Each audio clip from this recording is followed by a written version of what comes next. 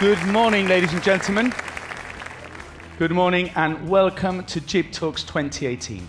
It is an absolute pleasure to see so many of you here already this early in the morning, and we look forward to welcoming a sellout crowd over the course of the day to what is the 4th edition of GibTalks.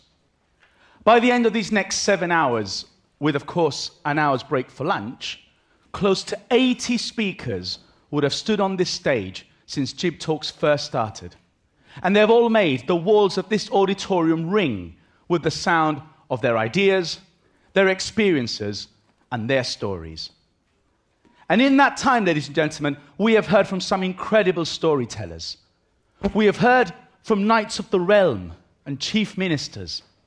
We've heard from parliamentarians and writers. We've heard from artists and athletes. We've heard from academics and journalists. We've heard from mothers and fathers and from many, many more. And all these people have shared with us a range of amazing stories. They've told us about IRA terrorists and population growth. They've told us about dragging trees and European basketball. They've told us about the Llanito language and the Mediterranean refugee crisis. They've told us about facing the football champions of the world and about competing in the London Olympic Games. And these are just a few examples of how over these past few years, GibTalks has brought you some of the best stories that Gibraltarians have to offer. Because we, ladies and gentlemen, are a nation of storytellers. And stories are at the heart of what unites us as a people. From the novels of Mary Chappie and Mark Sanchez, the poems of Jackie Anderson and Giordano Durante, the songs of Albert Hammond and William Gomez, the paintings of Gustavo Vacarisas and Christian Hook, the plays of Helio Cruz and Christian Santos. Storytelling permeates our nation on a constant basis. So given that context, it is perhaps rather bold of me to call my opening address to you here this morning the greatest story ever told. But that, ladies and gentlemen, is because I truly believe that it is. And it's a story that's familiar to all of us. But the version of the story that I'm going to be sharing with you is taken from this excellent book, A Brief History of Everyone Who Ever Lived, by Dr. Adam Rutherford, who spoke at the last Gibraltar Literary Festival. And his version of the story goes like this. The sperm that made you, the sperm that made you started its life in your father's testicles within a few days before your conception. Now, I will grant you that it is quite possibly a bit too early on a Saturday morning to already be talking about your father's testicles, but I am going somewhere with this, so please bear with me. One single sperm out of a spurt of billions ground its head against your mother's egg, one of just a few hundred.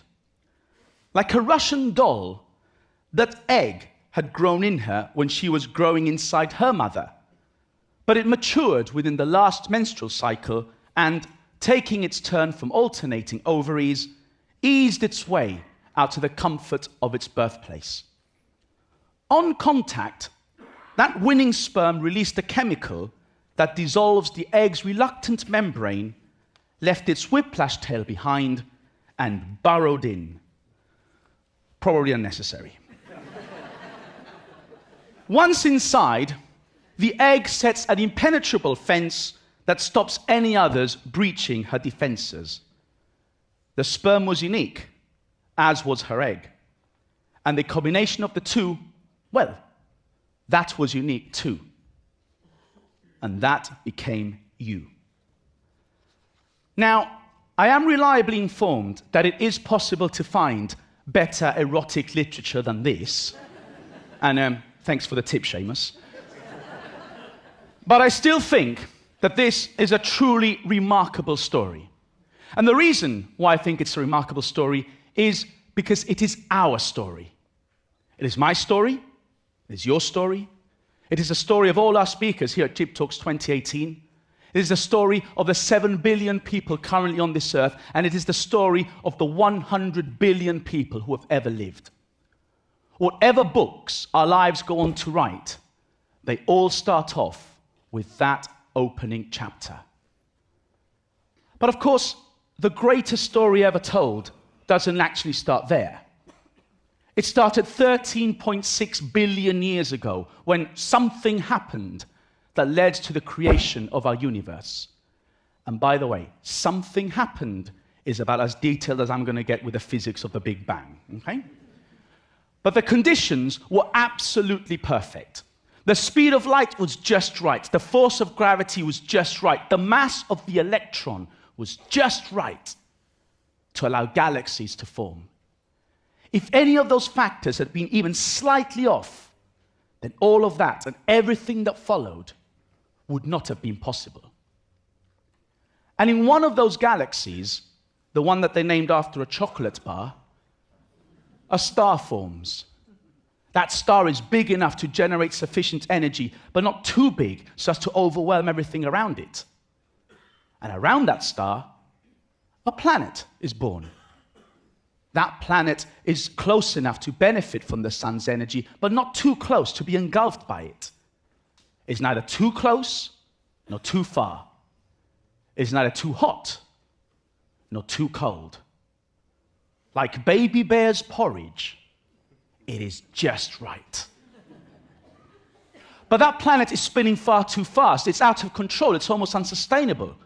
So somehow, quite possibly as the result of an impact, it gains a companion, a moon that slows it down and anchors its movements.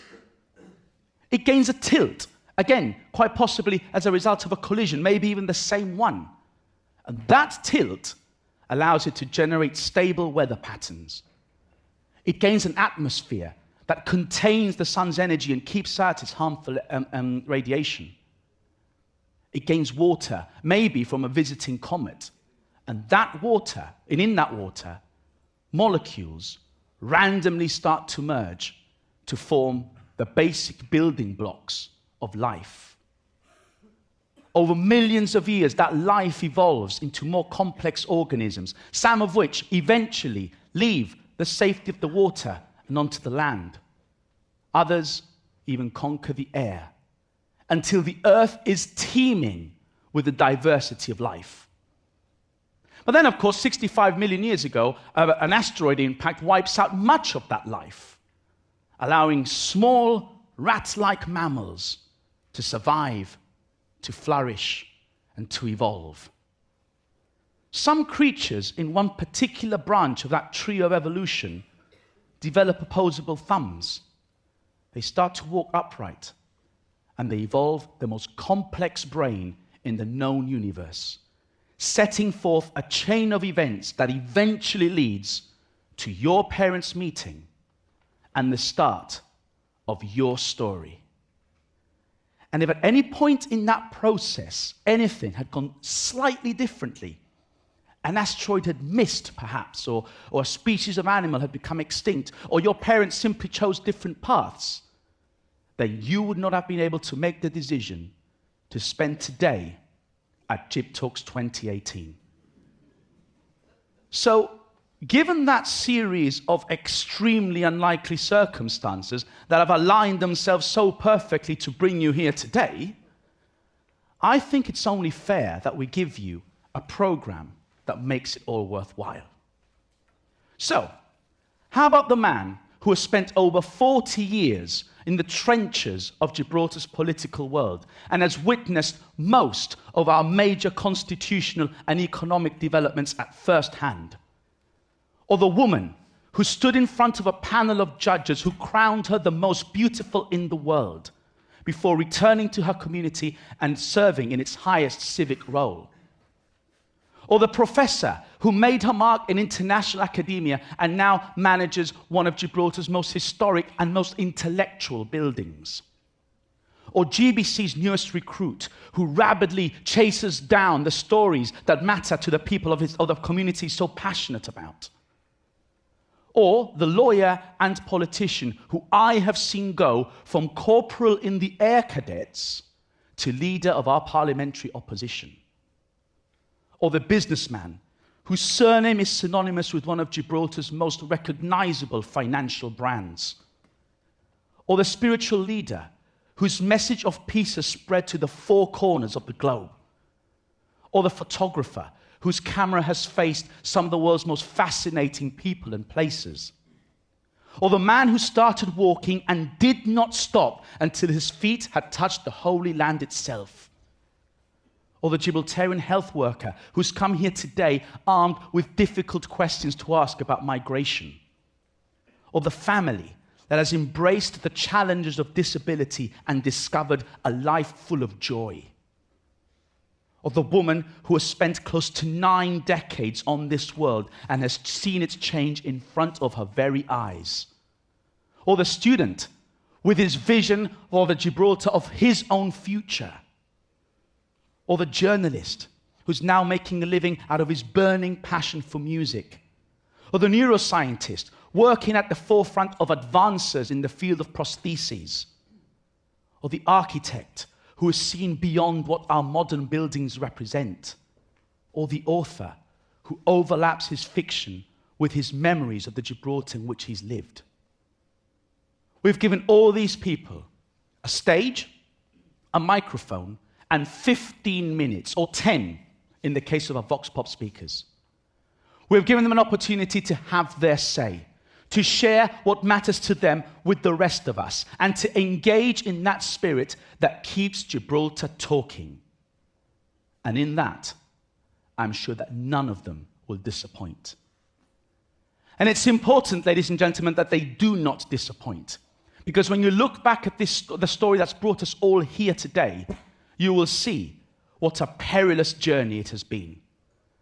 A journey of cosmic explosions and violent collisions.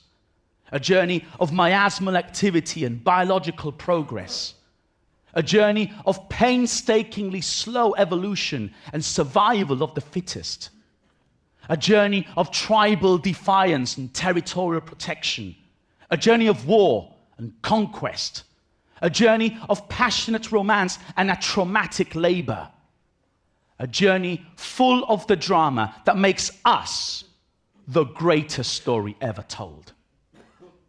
And despite those perils, despite those unlikelihoods, and despite those improbabilities, here we all are again, gathered once more in the John Mackintosh Hall Theatre, ready to sit back and listen, because today, for the 4th year running, Gib Talks.